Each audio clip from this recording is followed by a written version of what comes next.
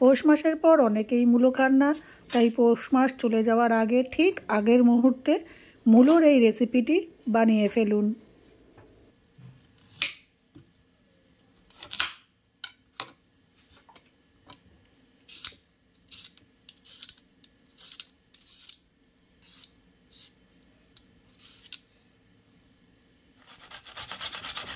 আমি মূলোগুলোকে এভাবে ঘষটানিতে ঘষে নিয়েছি।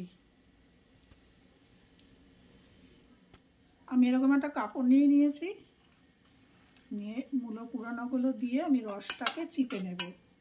এরকম করে রসটাকে আমি পুরো চেপে চেপে চিপে যেন একটুও রস না থাকে।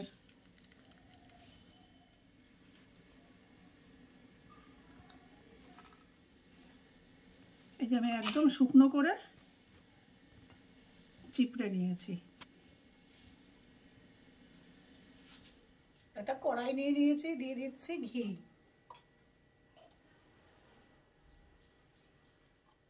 দিয়ে দিচ্ছি সামান্য পরিমাণ জায়ফল, একটু থেতো করে নিয়ে জায়ফল।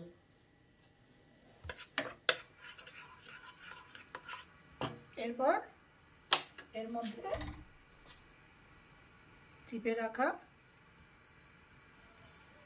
মূলোগুলো দিয়ে ভাজবো। কিন্তু লাল করে ভাজবো না, হালকা ভেজে নেব। মিনিট দুয়েক হালকা আছে এটা ভেজে নেওয়ার পরে একদম লাল করিনি, সাদাই আছে।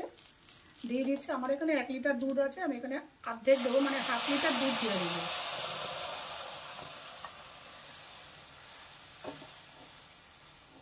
একটু ফুটে উঠতে দেব।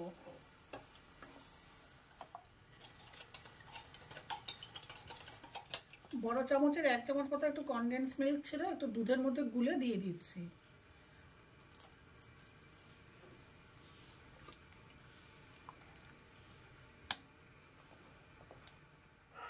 মিনিট 2 ফুটিয়ে নেওয়ার পর মূলো সিদ্ধ হয়ে গেছে, যেহেতু মূলোটা একদম ধীরে ধীরে করে কাটা ছিল। তারপরে একটু হালকা ভেজে নিয়েছি। বেশি ফোটানো যাবে না, তাহলে কিন্তু মূলোগুলো গলে যাবে, তখন কিন্তু ভালো লাগবে না।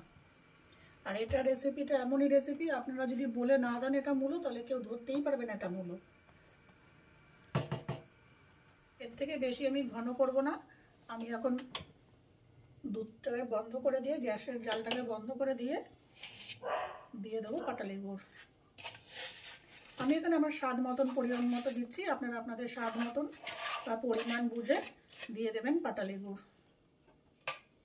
আর যদি এটা অন্য সময় গুড়ের বাদে অন্য সময় করেন, গুড় না থাকে, তাহলে দিয়ে দেবেন গুড়ের বাতাসা। ভালো করে মিশিয়ে নেব গুড়টাকে। গুড় মিশিয়ে আরেকটা ফুট দেব। আরেকটা ফুট দিয়ে আমি দিয়ে দেবো এই ধুয়ে রাখা কিশমিশগুলো দিয়ে। আরেকটা ফুট দিলেই আমি নামিয়ে দেবো। ঠান্ডা হলে এটা কিছুটা ঘন হয়ে যাবে।